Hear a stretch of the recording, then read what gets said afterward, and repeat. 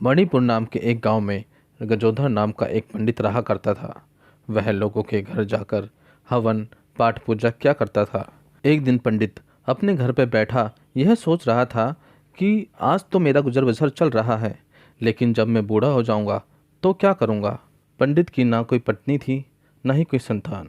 उसी दिन से जब भी उसे धन व अनाज मिलता तो वह उसे अपनी ज़रूरत के हिसाब से इस्तेमाल करता और बाकी को जमा करना शुरू कर देता। और जब उसके पास बहुत सारा अनाज इकट्ठा हो जाता तो वह उसे जाकर बाजार में बेच आता और उसके बदले बहुत सा धन ले लेता था।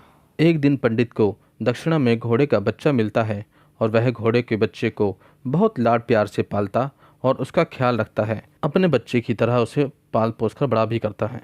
अब धीरे धीरे वक्त निकलता जाता है, पंडित और बूढ़ा होता चला जाता है और वह घोड़ा बच्चे से अब जवान हो जाता है और बहुत ही शक्तिशाली हो जाता है। घोड़ों की प्रतियोगिता में वह हमेशा नंबर 1 आना शुरू कर देता है और इसी के कारण वह दूर दूर के गांवों में प्रसिद्ध होता चला जाता है। उसी गांव में एक राजन नाम का साहूकार रहा करता था।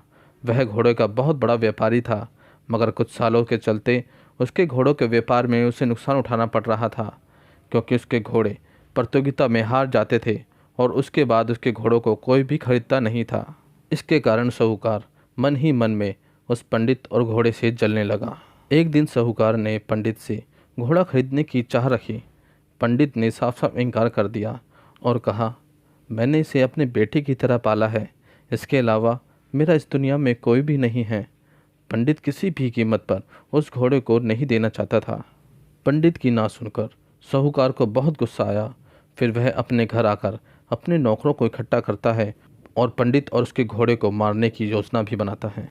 उसी रात साहूकार और उसके नौकर पंडित के घर पहुंच जाते हैं और आग लगाने की कोशिश करते हैं, मगर यह घोड़ा देख लेता है और उनको रोकने की पूरी कोशिश करता है। शोर शराबा सुनकर पंडित घर से बाहर आ जाता है और पूरा गांव भी इकट्ठा होना शुरू कर देता है।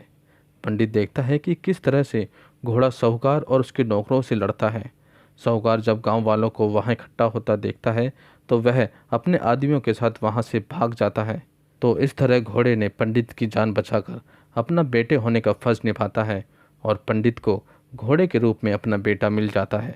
तो दोस्तों, मेरी कहानी आपको कैसी लगी मुझे कमेंट करके ज़रूर बताएं। तो मिलते हैं एक नई कहानी में। तो तब तक के लिए बाय बाय।